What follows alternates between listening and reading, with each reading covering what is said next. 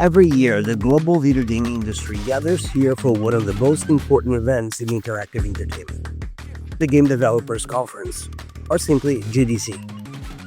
For 1 week, thousands of developers, artists, programmers, producers, designers, and storytellers come together from every corner of the world. They share ideas, showcase new technology, debate the future of games, and build the relationships that will shape the next generation of interactive experiences. This is where new studios are born, where groundbreaking tools are revealed, where the people behind some of the world's most iconic games come to learn from each other. From AAA publishers to independent developers, from students to industry veterans, GDC is a rare moment where the entire ecosystem of game development exists under one roof. For students and creators entering the industry, this is also where you begin to understand how games are really made. Not just the technology behind them, but the collaboration, creativity, and community that drive this global media forward. I am Mauricio Ferrazza with the Miami Animation and Game International Complex at Miami-Dade College. And today we're coming to you from the floor of GDC 2026. This is a special episode of Behind the Magic, where we talk with developers, studio leaders, and creators about the state of the industry and what it takes to build the future of games. Today on Behind the Magic, we're speaking with someone who has helped shape storytelling across multiple generations of games and entertainment. From developing animated series at Walt Disney Television Animation to leading narrative and creative teams at Xbox, ArenaNet, Telltale Games, Bungie Games, and Wizards of the Coast, to now founding her own studio, Level-Headed Games. She spent more than 2 decades building teams, creating worlds, and helping define how stories are told in games. And here at GDC 2026, we're diving into the future of the industry, who's hiring, what studios are looking for, and what the next generation of creators needs to succeed. I'm Mauricio Ferrazza, coming to you from the Game Developers Conference, and this is Behind the Magic. Our guest today is Leah Hoyer. Hi, Leah. Welcome to the podcast. Hello. Hi, Leah. So, we're recording this at GDC 2026. Yeah. Where thousands of developers come together every year. From your perspective, what is the overall mood of the industry right now? Bluntly, things are kind of tough right now. There have been, obviously, everyone is aware that there have been a lot of layoffs, a lot of studio closures, a lot of projects that have been shut. And so there's, I think, a lot of uncertainty. So when you come to events like this, I think people tend to be looking for, hey, are we getting close to being out of this? What are the answers? There are a lot of good discussions around that. But overall, the mood is maybe starting to be a little optimistic, but people are still worried. How do you think the industry is restructuring itself? Well, I think one of the things that we're going to probably see a rise in is smaller productions, smaller teams.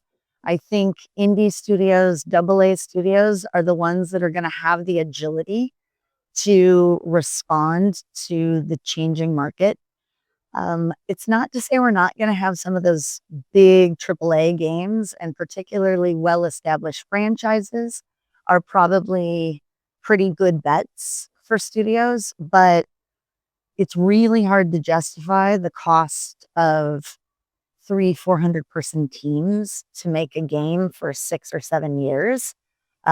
So everything is moving a bit more towards how do we get things in players' hands sooner? How do we maybe respond to changing tastes? Generally, it's been seen that the newer gamers, younger gamers, don't care as much about the same things that people who maybe started gaming 20, 30 years ago do. And so therefore, I think we're going to have to shift to more about the fun experience, and honestly, less focus on these like pristine graphics that get higher and higher resolution every 2 years. And like those just don't seem to be resonating as much with the younger generation of gamers. So we hear a lot about like service games, community-driven worlds, Mhm. and cooperative experiences, experiences in general. Where do you think the next big opportunity in games is? I absolutely think that leaning more into people playing together, but finding new ways to do that, I think is really important. It's tough because traditionally multiplayer and online multiplayer games have generally been in the bigger consoles and PC, and the infrastructure is still up, like is still focused on that. But you also get your growing group of younger gamers who are playing on smaller, they might be playing on phones, tablets, as well as, the Switch and those sorts of things. Getting more cooperative experiences and more community-based experiences in that group, I think is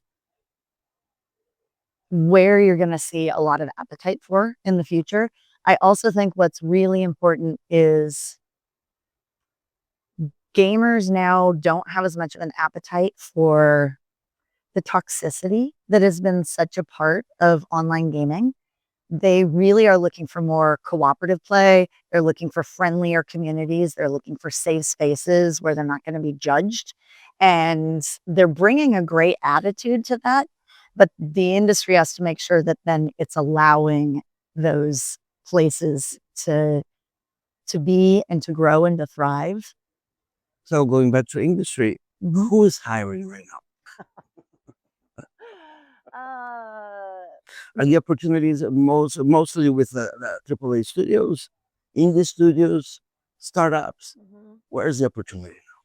Everyone is hiring in small amounts, right? And it's very studio by studio specific. But I do think that taking as an employee or as a person looking for their job, particularly early in career, taking a gamble on more of that startup space is probably going to give you the most opportunity. The ones that have gotten some funding and can pay, they may not pay as well as, say, an established AAA studio, but they need people and they want folks who maybe aren't as entrenched in the way things have always been done. So for people coming into the industry, the startup space is actually very interesting. What roles are most in demand? I would say just about any role that you're going to be looking at, you do want to come in and be prepared with a knowledge of AI tools.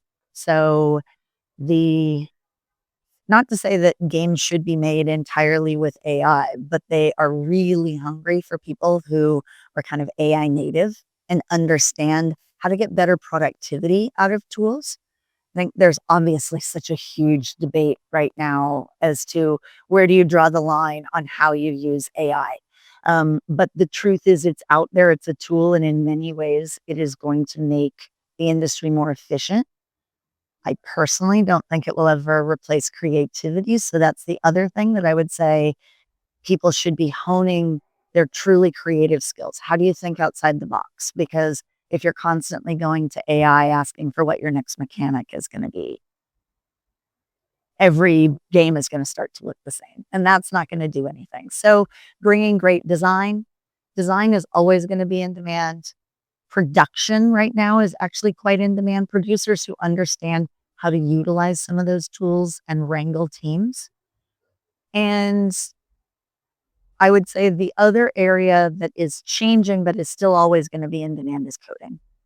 And so I would say those three areas tend to be the ones most people are still hiring for. For students just graduating from animation and game development programs like Magic, what entry level roles are out there? I would say take any role that you can in a company, because once you get in and you prove yourself. So it may be an entry-level role. Honestly, you might be the person answering the phones. That doesn't happen as much anymore, but people need like base level operations. So there's a lot of QA that's still needed. There are entry level producer and, designer and engineer roles, and some entry level art. But the harder part with those areas is that you have so many really talented people who are now laid off, who are willing to take roles that are maybe 2 steps back in their career. So at the moment, I would say still be focusing on QA, but know that any kind of role that you can get within a company. I have never worked at a company that if you're a great employee, they're not going to try to find the next opportunity for you and keep you in that role. And once again, anytime you can bring a knowledge and understanding of up-to-date AI tooling, you're going to be in a better position for any of those. When I was growing up, I was frequently asked to fix the internet. They'll contact me to fix their TV or their computer, their phone. Whenever there's an issue with their laptop or phone, they'll ask me to fix it. I do not just play games all day. There's a lot of math, science, narrative, film study that needs to happen. So I don't play games all day. Taking Leah's lead on the surge of indie game studios, startups, and also the trend of industry outsourcing work to smaller studios abroad, I wanted to find out more. We are here with Federico Agostino, CEO and co-founder of Scubalight Studios, an independent game development company based in Mendoza, Argentina. Since 2016, Federico has been leading teams creating original interactive experiences while navigating the realities of indie production in Latin America. Hi, Federico, and welcome. How did you experience GDC 2026? Who live here, far away from the war, and it's really great to go there and meet awesome people from all the world in 1 week, meeting after meeting. It's super exciting to stay there in San Francisco that week. Here in Latin America, we have several events, but not these huge, massive things, even that the people say that GDC is getting lower and less people, but for us, that's an opportunity, all the good ones are the ones who are there trying to work with the best projects and studios in the world. So for a studio for us here in Mendoza, go to GDC is something unique, we are special for that. No, and I think it is still the 30,000 people plus attend GDC every year. Huge. Yes, and from all over the world. So do you feel like Latin America studios are being seen as real players yet? Or do you think they're still getting underestimated by the rest of the world? Well, for sure, we are underestimated, for sure, because first we have the language, we are in these minorities that we belong with the Latin peoples. It's something like the same thing with Indian people, they're underestimated because they think that they are cheap and they are going to do bad jobs and they are difficult to work with them, but that's not true at all. Yeah, we are cheap because economies are super different from here, from the United States. It's 10 times less, in different things, in some way, no? So for us, it's super good to have this advantage in the economy. And also here in Latin, we have really cool quality, super passionate people working for something that they love. That's why it's super important to hire people in Latin, because they are cheap and impressive with the talent that they have. Artists, programmers, they are dedicated. They love the stuff that they do, and their dreams are to work with the huge studios and the best IPs in the world. We here back in Argentina, we saw the war, and we saw all Hollywood and all game industry there is in the world, and that's our dream. Work with those. In the last years, the gaming industry has laid off many people here in the United States, and it seems that funding for video games is not as available as it used to be. Do you think indie game developers can benefit from this current scenario?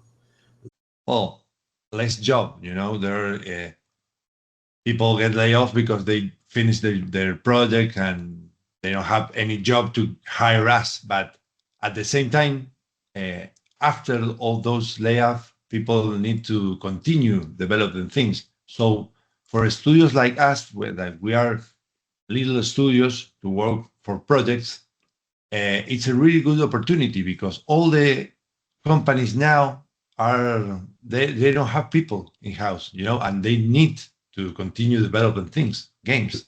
So it's our moment, and it's a really huge opportunity for us to get more projects, more clients. The industry, in general, they are like with less projects, I think, that I don't know, 5 years ago. But now I think that it's coming the time that all they need to work in different projects. So we are there, to studios like us are in the best moment now because we are dedicated to co-development and to help other developers that they don't want to hire, and we are here, we are cheap. How do you think artificial intelligence will change the gaming industry? Will it be beneficial for indie game studios or not?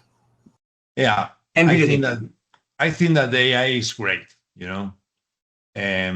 helped a lot, like a studio for us, that we can do more stuff quickly. But at the same time, the good thing with the AI is, and the Argentinian community and talent, is that Argentinian we are super passionate for technology, for games, and when the AI started coming here and started talking about, well, here in Argentina there are like 1,000 of people trying to understand and trying to investigate and doing stuff and real cool tools, and a lot of investigation of that. And I think that now the AI is in one point that we can use it a lot to help us on the procurement that we use for games. So now I'm surrounded by a lot of new talent programmer AI, prompt programmer AI. I don't know even how to call it. They're like prompters and they make prompts and they get these amazing tools that help us. That for example, we develop our own managed system, that we're for our data, for our financials, for our commercial things, everything. We made it by our own because of these tools. So AI help us a lot to develop different kind of tools that help us to get more better games, in the terms of art and concept art and develop wars, IPs and everything. It's great also. Do you think the future for studios, for indie studios, for smaller studios is original IP or to become a service, a component of Well, that's a really good question. AI allows us to improve better IPs, but at the same time, the power of the old IPs and the popular are the ones who are, the big steps in the industry are the ones. So I think that is almost the same. That how do we? They are going to be like thousands of games of the new IPs. And if you can do a really good things and you can develop and publish and marketing the thing that you need to do to get a new IP on the market, yes, I think you can do it. But for me and for studios here in Argentina, I think the co-development is the area that we are going to scale on the next. And we start to scale this area like 2 years ago. And we manage some clients. We start working a lot on that side. And that's our point, our main point now at the Scubalight. We're working on that. Get better clients, more talent, that. How do you stand out? How do you make your game stand out if you Well, don't have a lot of with the services, with the co-development division. We developed our game Donkey Rumble in the last 4 years. All the funding that we get for that is because of the co-development.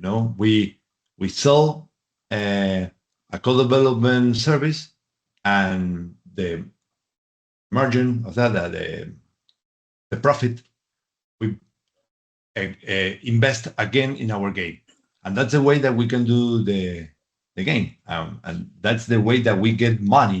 Because here in Argentina also economies and our investors are smaller. That and in games there are a few. Obviously, we are looking for help for co-publishing partners and all kind of things. But yeah. But the point is that we are allowed to make the IP, but main thing it's always co-development. Work for studios in the US or Europe also, or look. Well, they are huge also in Brazil, Mexico, Colombia. We have clients from Colombia also.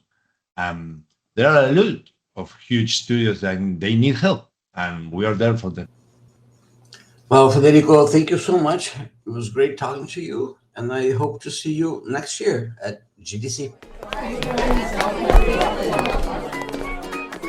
So when it comes to technologies for game writing, a lot of times it would be a dialogue editor, which is something that then interfaces with the engine. It streamlines the process, and it's really, really helpful. I use it sometimes, but I use it as a tool. I use some of AI plugins that create some new sound from it. Tencent QQ. Yeah, it do, because many groups of the community we're talking with, they are always giving me something real advice and changing my ideas. So yeah, having something community on Tencent QQ is really making me feel better. Yeah. Artists, creatives, writers should understand Unreal Engine, Unity. I would say yes to a point. It is important, particularly because of what I was talking about earlier, that I think the future of at least the next decade of games is going to be smaller and smaller studios. What that tends to mean is that employees tend to wear a couple more hats, and you will be so much more valuable as a narrative designer or an artist if you are also able to implement the things that you create in the engine. And so you don't need to be able to fully code a game. There's a cap. There are other people on the team who are going to do that better. But if you understand the file structures, how to get in the basic commands and the overall UI of Unity, Unreal, Godot, the kind of bigger engines that are out there, you're going to be so much more valuable and so much more employable. Well, when you look at a portfolio or a resume from a new graduate, what is the first thing that tells you someone is ready for the industry? I would say two things. One, do they have links to really strong, active, recent work, whether it be a game you produced as maybe part of a capstone project or your art portfolio and what have you. That is going to show how much skill you actually really attained while you were there. And then the other thing is, what are your kind of extracurricular involvements, and have you gone out of your way to be part of, say, your local indie game community? Have you taken part in game jams? Have you, do you volunteer with your local IGDA? Like a whole variety of things that are always possible. Even if you live in a fairly small area, you're able to do some of this online now. So how are you demonstrating that you're not just taking classes and checking off the boxes, but that you're really curious and learning about the industry? Is it better for students to show one finished, polished project, or the small, fragmented snippets of games here and there? I mean, it depends, I think, on what kind of role you're going for. If you are an artist, for instance, showing a whole portfolio of things that clearly show you have a style and that you're developing that. You don't want it to be, oh, this is cutesy 2D and this is very photorealistic Space Marine 3D artwork. That's very confusing to a recruiter. But if it tells a story of who you are, I think you can show it in different ways. But if you are, for instance, showing a polished game, make sure to show what you were a part of, because in most game programs, it's not just one person, one game. You're working as a team with maybe 5, 10, 15, 20 other people. So make sure to call that out and include, therefore, the work you did that shows how you got to the things that you contributed. Team projects versus individual projects. Which one is better in a portfolio? To show that you can work in teams or that you can do it all by Personally, yourself? I like team projects. I like seeing that you understand that it's not all about you. I will guarantee that if you've worked on a team project in school, you've had conflicts with other people about what is more important or what something should look like or what the story should be at this moment and how to convey that. And so by the fact that you have produced something as a team, it demonstrates that you have navigated that to some extent. But again, be sure to call out what it is you did. Don't take too much credit for the entire project, because I think people will see through that as well. So GDC is one of the biggest networking events in the industry. For students attending their first conference, how should they approach meeting people, networking, getting to know studios, owners? How do they go about it? I think you want to prepare in advance. Pretty much every event, like a GDC, has, once people get their badge, they go into a database that is available for every other person who has a badge. And you can go and you can look and be kind of targeted about what it is that you are looking for, and absolutely reach out to them through those tools. Don't do it scattershot, and I will tell you that you might send 10 requests out and you might get 2 replies. 2 replies is better than 0 replies. So go and look for those, send the message, say, I'm a student, I'm really interested in your work. If you can make it personalized about, I loved what your company did on this project, or I saw an interview with you and I loved it when you said this. They are so much more likely to respond to you. And just ask for, could I have 15 minutes of your time? Because I want to pick your brain about, and then be specific. Because just a general meeting is probably going to be a waste of everyone's time. So what is it that you want to get from that person? I am interested in finding an entry-level 3D modeling role. And I'd love to discuss with you the needs that your company might have, if you have any tips about portfolios, or any other recommendation of who might be looking. And that right there is very likely to get a response from someone. Lots of typing, lots of words, lots of numbers, lots of staring. I would tell my grandma I make worlds. Oh, Grandma, you know that thing on your phone, the one with the blocks that fall down? You match them up in lines, right? That's what I do. Yeah, I'm gonna make money. Don't worry, we're good. I make virtual 3D experiences. I would say that I work kind of like a calculator, but for things that show up on screens. I'm an artist. We're here with Albert Pettis, a senior partner engineer at Unity with deep experience across game development, VR, AR, and immersive platforms. He has worked on major initiatives from Xbox mobile, VR collaboration tools, and metaverse-style environments, and has held roles at companies including Microsoft, HTC Creative Labs, and multiple startups. At Unity, he serves as a technical liaison, helping studios solve complex production challenges and adopt best practices. Over his career, he has led development teams, built scalable Unity systems across platforms, and shipped projects ranging from indie titles to enterprise immersive experiences. Albert, welcome to the GDC edition of Behind the Magic. From what you've seen so far this week at GDC, what is the overall mood of the industry right now? The mood has been, it depends on who you're talking to, right? Some are definitely, there's a lot of people looking for work because there has been a lot of layoffs, a lot of restructuring, AI is top of mind. But the mood has been, a lot of it's been business as usual as well. Like people are trying to make more games, trying to figure out what's next. And most especially, how do we integrate AI into our workflows so that it makes sense, it augments rather than replaces and all that stuff. Yeah, in the last couple of years, the industry has seen major layoffs, right?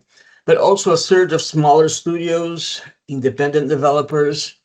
So from what you've seen or heard or seen, what does the industry look like right now? So it's as most people would have read about it, right? It's a lot of people that are coming off school or recently graduated, or maybe anyone with under 3 years experience. They're finding it's a lot harder to find work because of AI, or that's what they're told, right? But in terms of jobs, they're there. They're just a little bit harder to find. You're not going to find recruiters looking for a lot of work or a lot of people to hire right now. But if you are very good at finding or presenting yourself, networking, the same rules apply. Even if it's in a good economy or there's a lot of jobs, you still need to be a great networker. You have to have a good resume, a great portfolio. So all that still applies. And looking ahead 5 years from now, what do you think will change the most about how games are developed?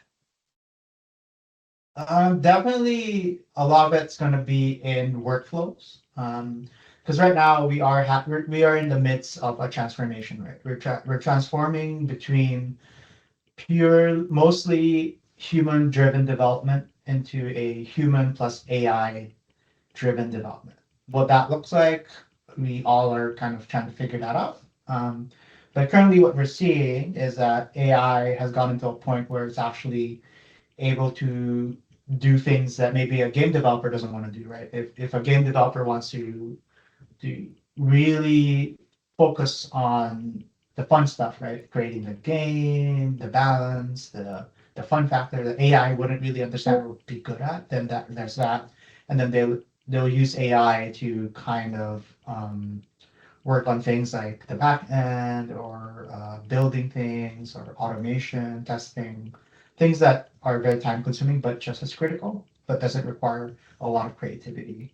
And extrapolating from now to 5 years from now, I think more and more of that will happen. Obviously, there's going to be more disruptions in the industry.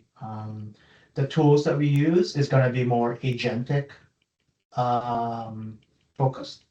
What that means is that it's not just humans working in like a game engine like Unity or Unreal. It will be a lot of AI agents working side by side, in checking in code, writing code, or even doing prototypes, and sad to say, it might be replacing a lot of different jobs in the games industry. It's really that much of a change, kind of like an industrial revolution, but software on the software side, which also means that a solo developer will have more power or more resources at their hands to create the game that they want. So as much as it's kind of doom and gloom in terms of like, oh man, they're gonna replace my jobs, it's actually empowering a lot of indie developers, solo developers to actually make bigger games or more complex games because it frees them from all the other tasks they have to do. So, how important is it today for a candidate to understand game engines like Unity or Unreal deeply, rather than just the basic level? It's always going to be important, right? Because currently, right now, if you are even working with AI or without AI, you still need to understand how the engine works, what makes the engine efficient. So, for example, on Unity, like on the mobile side, like you cannot treat like mobile development the same as console development because it's a different screen, there's battery, there's different capabilities of the device, understanding which engine works best, right? For example, Unreal with high fidelity graphics is usually not a good matchup for a mobile device, right? Because there's battery, because the point of Unreal, or a lot of the games made in Unreal, they're going for visual fidelity, and that goes against the battery and thermals on a mobile device, which is very critical. Where on the other side, on the Unity front, it's more stylus graphics that lend better to mobile, right? Because they don't require as many resources. You can have thermal management. So understanding what tool best to use is super important. And it doesn't matter, right? Like 5 years from now, there could be like 5 other engines or a whole different set of tools. Being able to learn deeply what each tool does and what they're doing well is super important. And maybe you don't need to spend as much time in terms of learning it because you have AI. And the learning part is actually pretty straightforward, but it's like, how do I implement this? What I learned, how do I put that into use? I think, and that's where the AI part kind of helps us, because then the AI already knows how to do it and you can interface with the AI to help you implement that. But you won't be as effective if you do not understand what you're building for, what you're building with, and why you're even building it, right? So the having a context or having a grasp of the architecture, the whole picture is even more important now than it used to be. Okay, so what technical skills do you think are becoming most valuable right now? So on the engineering front, you're still the same basics, right? You still need to understand memory management. You need to understand, your data structures, your logic. None of these have changed because these are very foundational pieces to what an engineer is and what they do.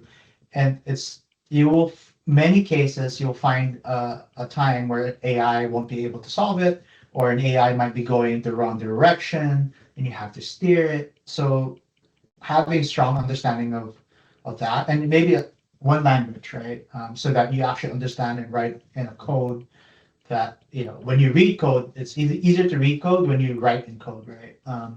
So having like what we call this in the industry, a T-shaped person, right? So you have a broad level of skills. Maybe you're not very deep at that, but then you have the bottom part T where you can go deep into a certain part of technology, and that's kind of where you kind of anchor your we call this your personality, not personality, your specialty. It's your specialty, so that when you're talking to a recruiter or trying to get a job, then you can say, hey, I've mastered this skill set, and you can align your job better there. And then once you're in that job, you will suddenly see that you need the other skills that you have that maybe aren't as deep and technical. And then eventually you'll kind of develop more of these deep things. And maybe your original skill kind of becomes less deep because you see that you need that less and you see other things pop out. So foundational engineering skills will always be important. no matter what the job is. And do you see a particular skill that is being most valued right now? I mean, based on what you just explained. Anything that, if you're technical, then you definitely have more value. For example, right, if you're just an artist versus a technical artist, although these are very different, right? When you say technical artist, you're an artist that writes shaders, you're an artist that can debug or make the models, and maybe at some point you're an artist as well, versus maybe someone who's a purely an artist. Maybe they're really good at composition, the traditional art, the sketching, composition, all that stuff. Obviously, the concept art is super important still in this day and age, but you kind of get devalued a little bit more, especially in the tech world, because games, as we all know, video games is very tech driven, and having that technical aspect will always help you. And even for me, right, when I was going through the different roles in my career, I always attach something technical, right? So when I was a program manager at Microsoft, I was actually a technical program manager, and that actually allowed me, funny enough, to actually make more money, because in the tech world, technical skills is really what brings in higher salaries, higher benefits, and more job stability, because you are seen as important as technical, someone who can work in the code without relying on other people. Even to a sense where if you are a designer, a coder, audio person, you become more what we call the unicorn, right? Where you're kind of that rare person that can do everything, which is very highly valued, because then you can do a lot of things in a very quick manner. But now it's kind of interesting, because I say unicorn, but AI is enabling more unicorns now, because I, for example, can augment skills that I never was able to pick up or never got around to, or maybe I wasn't even interested in understanding certain technologies. And not that I'm not interested in understanding, but I don't have time to learn the intricacies of implementing them, but I understand where to use them, what to use them, or the where, why, how part of using that technology. With AI now, I can implement the actual implementation through the AI, but I still understand the high level stuff. So I know there's a lot of AI talk here, but that's kind of like where the whole industry is going. Is like, if you're not using AI at this point in time, you are losing a lot of abilities and marketability, right? Obviously, don't just completely rely on it. You need to be smart as well. You need to understand things. But AI is there to really multiply what you can do. So you've worked at Microsoft, HTC Vive, Unity. Yep. Is that correct? But something I didn't know, you've also built more than 20 indie games yourself? Yeah. Oh, okay. I didn't know that, Albert. Yeah, I love making games, because indie games is a great way for anyone listening here who's a student or maybe trying to get into industry. Building your own games is one of the best ways to build a portfolio, because you can understand the whole pipeline from writing your first code all the way to shipping it to an app store. And people are surprised by how much work it is to ship something in the app store, because you have to understand business, even the Apple store, right? You have to understand your UPI. You have to be a business person. You have to go through their technical certification. You have to understand requirements. And if you can go through that and successfully submit a game, even if it doesn't do well, right? If it doesn't sell more than a few copies, it doesn't matter, because you got it there, you shipped it, you understand it. That's, for me, if I'm hiring someone, right? Someone who's shipped multiple games. It's like, I know this person has gone through a lot of these processes. They understand what needs to be done. They're not gonna quit halfway through, right? They're gonna finish it. They're gonna ship it. Maybe, because we're engineers, we're builders, we're not really marketing. Maybe the game doesn't really do well, but that's fine, because marketing is its whole different set of skill sets, right? But if I'm hiring someone to build something, then understanding that they've built multiple things is for me, it's a good thing, right? Especially if you're trying to get experience and people don't want to hire you because they don't want to take the risk, then you kind of reduce the risk, and that's the crux of everything. Like, what years of experience typically means is that, okay, this person has seen a lot, they know how to de-risk things, and my risk as an employer is a lot lower typically, right? Obviously, there's always caveats and outliers, that someone who's done this many times or has seen more of these things happen are less likely to repeat these mistakes. So that's kind of where it is. Okay, so students should focus on one strong, polished project, submit it, publish it, ship it. That's something that would catch your attention more than having several bits and pieces of examples Exactly. And the most important part is to be able to talk about it, to be able to communicate to an employer what they've done, right? How they did it, and be proud of it, right? Because a lot of times, like when you're making a game, like, man, this sucks. I'm not that good. Like, imposter syndrome, right? But if you're proud of your work, you have that smile when you talk about it. Like you get excited, like genuinely excited, right? People understand what genuine enthusiasm.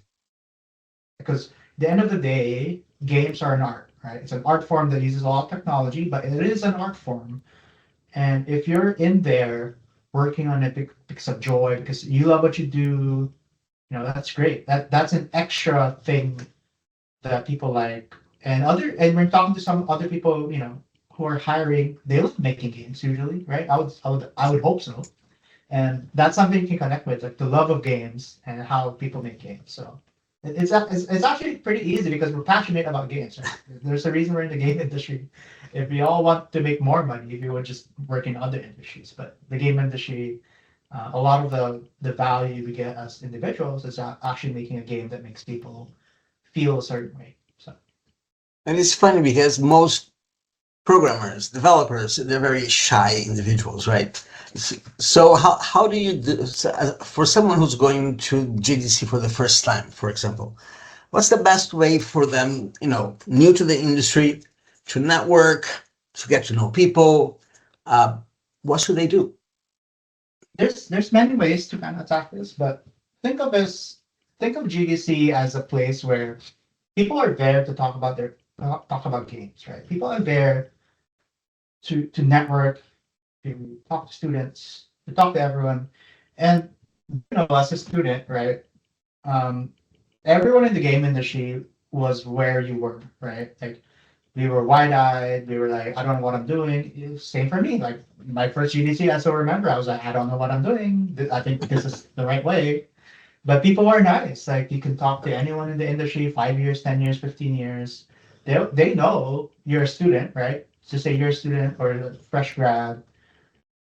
And I would say 99% of the time that person will help you by listening to you, giving advice. Obviously there are things that you need to do when you're networking. You need practice, right? There's no way you should not go to GDC without having network locally, right? Like networking with your classmates, networking with local gaming groups, being more sociable, like just learn how to talk, how to speak, and more importantly, learn how to listen, right?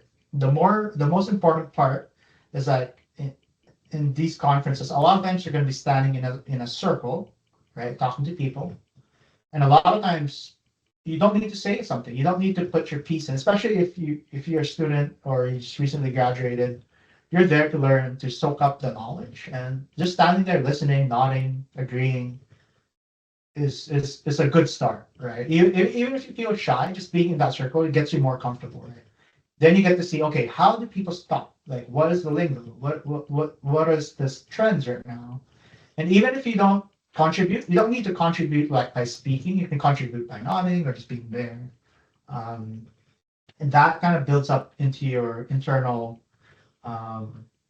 your courage, right, to speak up the next time, or see and feel what the industry feels like, and that's why GDC is so important, right?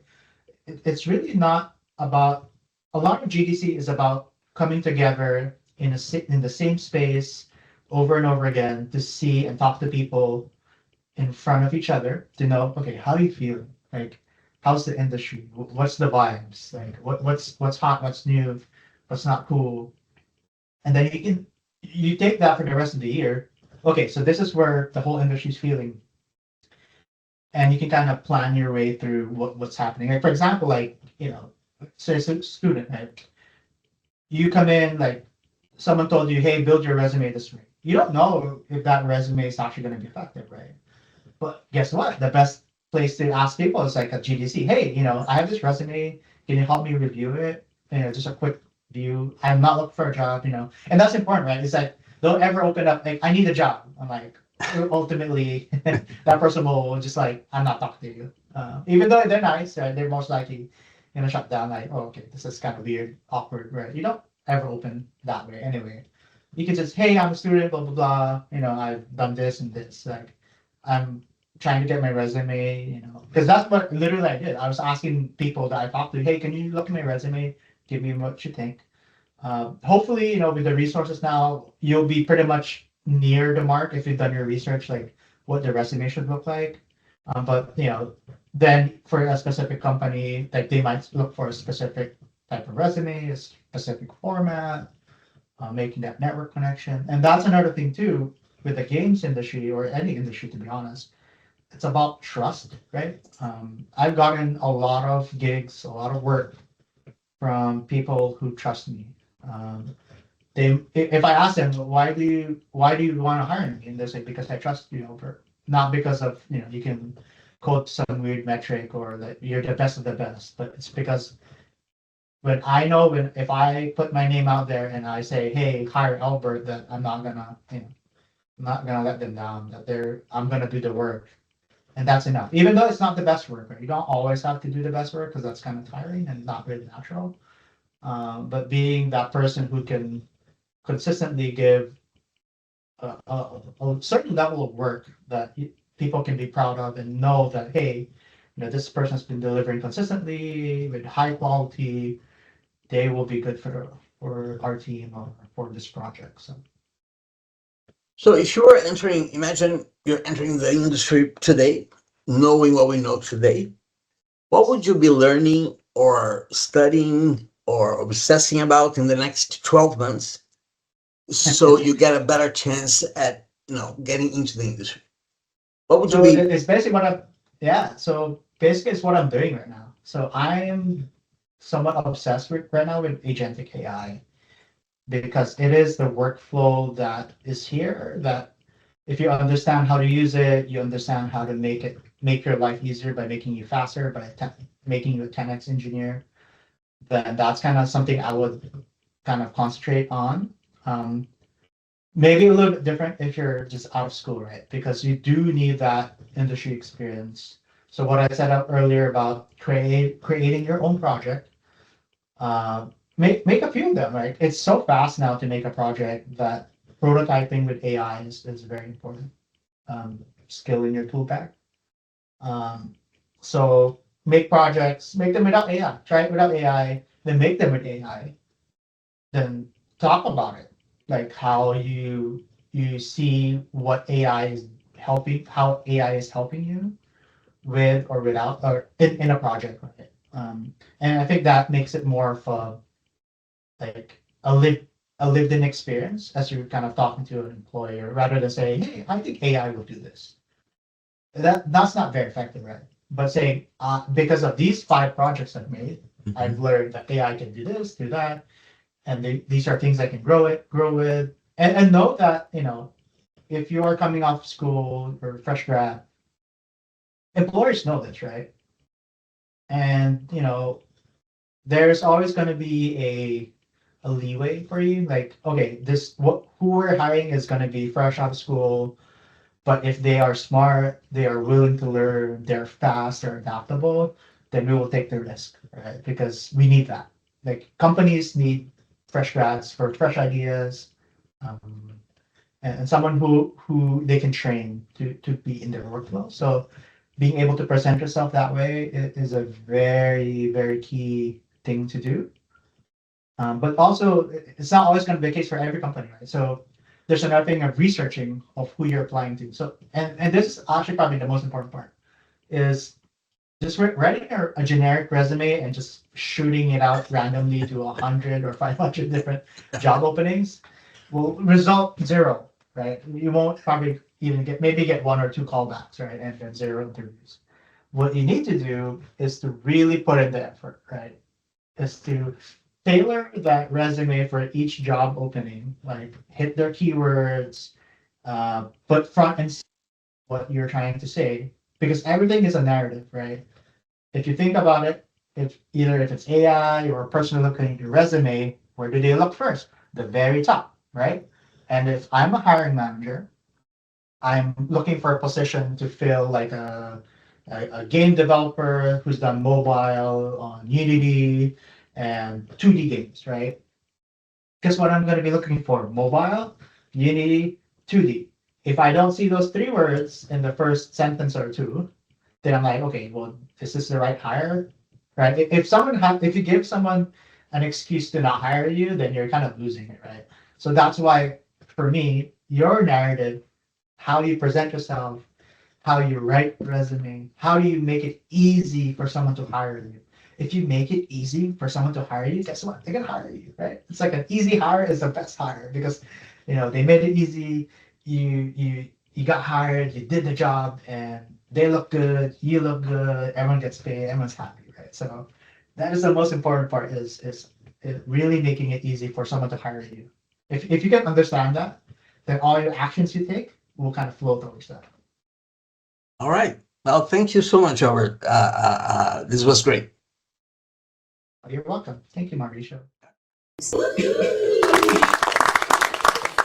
I'm a little bit of an empath. I always root for like the underdog, so I would say indie games, just because I feel like some of them have the potential. Indie games, definitely. There's a lot more soul put into them. Probably AAA. Probably just safer bet. You get a ton more indie games out with like a smaller budget. Indie games have to be good in order to be successful, so they prove themselves in that way. I'd love to spread some of that money around to indie developers. I think there's a lot of really cool and colorful ideas hampered by a lack of resources. Do you think LinkedIn and online communities are becoming more important than traditional job applications? Yes.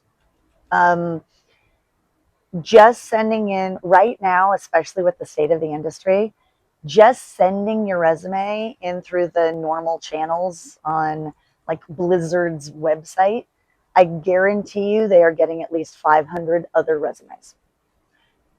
There is a small chance that either the people or the AI bots that any company has might see your resume and move it to the top, but particularly early in career, the thing you want to do is get a warm introduction to the recruiting team or to someone within the company.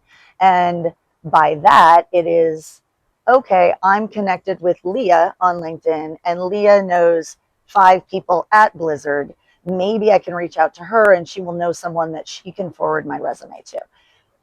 That will 100-fold, and I'm not exaggerating, give your resume a chance to actually be seen by people. Do internships still play a role in getting hired? Huge. So be looking for internships very early. Try to do it every year that you might be in a program. And most companies now start looking for their summer interns in the fall. So it's like 9-10 months in advance of when you might show up. So don't put it off and think that 2 months before the end of the school year, you're going to find your perfect internship. Smaller companies, probably like startups or our company, for instance, we almost always have 1 intern. We might have a couple this summer. We have a bit more flexibility there. But then the thing that becomes more important is being very aware of what that company is doing. Set yourself apart, be a fan, be on their social media, be interacting with them. If they have play tests, join in.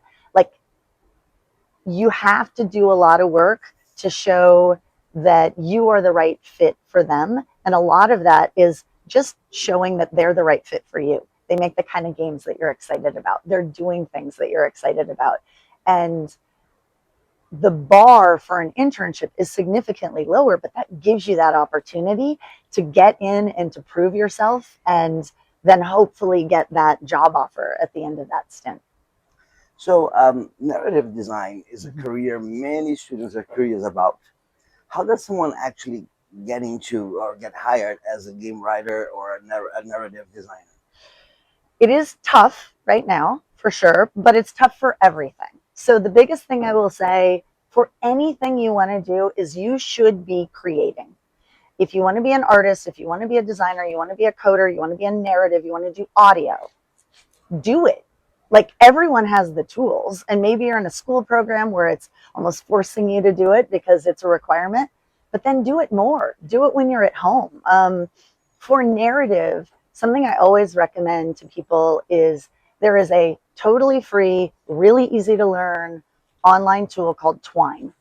And what it is it's a basically branching narrative writing tool. And then you just go through and you can play basically a text adventure. You can make this, you don't need to make it very long. In fact, it's more likely to be played by people if it only takes 5 to 7 minutes to get through a playthrough. But make one of those every month at least. Like, just keep doing it. Have a portfolio, because I will also guarantee the first twine you make is not going to be anywhere near as good as the 7th twine you make.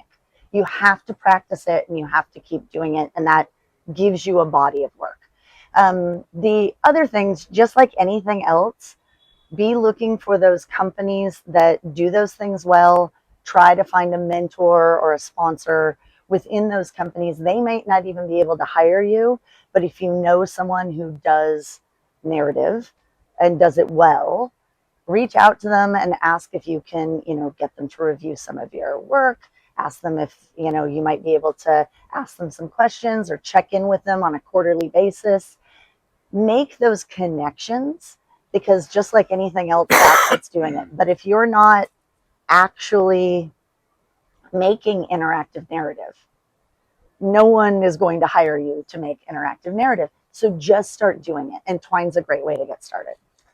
AI tools are becoming part of game development pipelines all over the country, all over the world. Mm-hmm. How do you see them changing creative work? I think the companies that believe that AI can take over the core creative duties, I think, are pretty doomed to fail. I think the biggest reason is you will actually hear statements out of Silicon Valley, as an example, that is, within 5 years, AI is going to allow every single person to make their own AAA size video game. Like, I've literally seen this in print. The moment everyone can do something, it's just the law of economics that society stops valuing it. Because what will happen is a lot of those will be making the same kinds of games, the same, innovation will generally stop in that way.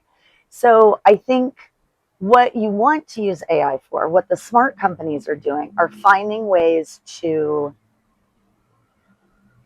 streamline the process and get rid of the kind of repetitive, almost grunt work side of things, but using it as a tool to uplift your creative. And how can you better show the ideas that are in your brain, and how can you get to them faster? I think, Magic is a school that also has a large animation program. And to me, it's really similar when you think back to the fact that people used to ink and paint cells. And then once the Xerox machine came out and you didn't have to do that anymore, and there were people who were up in arms about the fact that those roles were going away. Well, the truth is if another person or a machine can do your role, but faster, cheaper, whatever, that is kind of an inevitability. And then once that happened, you still had cells, and pretty soon even if you were just doing 2D, it was all just done in computer anyway. And so cells didn't matter. Like, things move forward. But that didn't take away the core creative expression of like a Walt Disney animated feature film, right? There were still amazing animators doing all the pencil drawings and bringing real life to something. And so just because there's a technological innovation that streamlines the process, people used to hate Photoshop. They thought it was the devil. And you're like, now it's an everyday tool. AI will become an everyday tool, but it will not replace ingenuity, creativity, and heart. It can write a story, but it's not going to write a very surprising, great story. We are always going to do that better. So lean in to the human side of what makes video games, animation, all of that, what makes it art and what makes it compelling to people. Like the emotional side will always be something that we will do better than machines. What skills do you think students graduating the next 5 years will need to have that they weren't required before? More technological knowledge, certainly, like I said before, the knowledge of some AI tools, and not being afraid of it, understanding how it can simplify your life, but not take over your creative ideas. And I think the thing that we are actually more in danger of losing is those kind of critical thinking skills and the ability to actually push your own creative and to go back and rework it and understand, like, that is a process that will never go away. The first draft of anything that you come up with is probably not that amazing, so keep working through it. And so it's weird because I actually think that that has always been something that is required, but because of the technology that exists in a large part in our school system, and because like we had a couple years in our schooling that was interrupted by COVID, there were all sorts of things that got us more dependent in many ways on technology to maybe mask over some of those things that, oh my goodness, if you don't have the critical thinking skills, the people skills, like, I realize this is sort of not answering your question because those are things that have always been there. I just think we are most at risk of losing that as the technology around communicating with each other and around getting your information, around analyzing that information, starts to kind of try to do all of that for us. And you are only going to make really innovative things if you can look at projects and critically examine what is wrong with it. So yeah, know the technology, but don't lose sight of the basics. So today you have your own studio, Level-Headed Games, and you're launching a new game. Tell us about this new game. It's called Wimpact. We're really excited. We're starting to run public online playtests on Steam. So it's Wimpact, WHIMPACT. You can also follow us on Discord, follow our Steam, or any kind of, we're on TikTok and YouTube. So you can find more about it. But it's a cooperative online arena that is basically an egg hunt to the most extreme. So you and your friends can run around trying to gather as many of these things, and your ability to get to the harder to reach things is based on your collection of adorable creatures called whims. So you go out, you rescue them, you raise them up, you maybe give them things to wear and things to play with, you give them a home, and the stronger they get, the better you play. So we always say the more you care, the better you play. Yeah, and we'd love to have more people come and help us get across the finish line by play testing, giving us good feedback, helping us break stuff so we can fix it. So yeah, we'd love to have you. So you came from, fairly big studios, Tokyo Games, ArenaNet, Xbox, and now having your own studio. What were the struggles? So many struggles. I think the biggest thing is, when you're in a large company, you have entire departments that handle things like marketing, that handle things like HR, or just business operations, the technology. There's an IT department when your computer breaks down. And now there's like 6 of us, and I have to be half of those departments. I'm our finance group, I'm our HR group, I'm our marketing group. And I love teamwork. I really love working in groups of people where other people are experts in something, and I know that I can trust them to be able to handle it. And you just there's a learning curve really of just, you have to understand how all these things come together. And I will say I've never learned as much in my professional career, maybe other than my first couple years in a 2-3 year time span as I have running my own studio. So it's been great. I would do it again, but it is not easy. So when you had this project, what kind of professionals, who did you look for to hire? Who did you hire? Yeah, so our team, when we started the company, our team was just a few people. It was 2 engineers, myself, and another sort of designer. And over time, a couple of those people, because when you're an indie studio, like, you didn't really have money to pay people very much. Some of them, for life reasons, had to separate off and take a higher paying job. And totally happy to support that they did that. But then we needed to fill that in. And I'd say the biggest things we hired first were another engineer, 2 artists that both had the ability to implement. So we had an animator and a both concept artist, 3D modeler, and they could take their pieces from idea to in-game. And that was important because we can't just hire people to just put it in. So going back to that point about knowing the engine, it makes you more employable.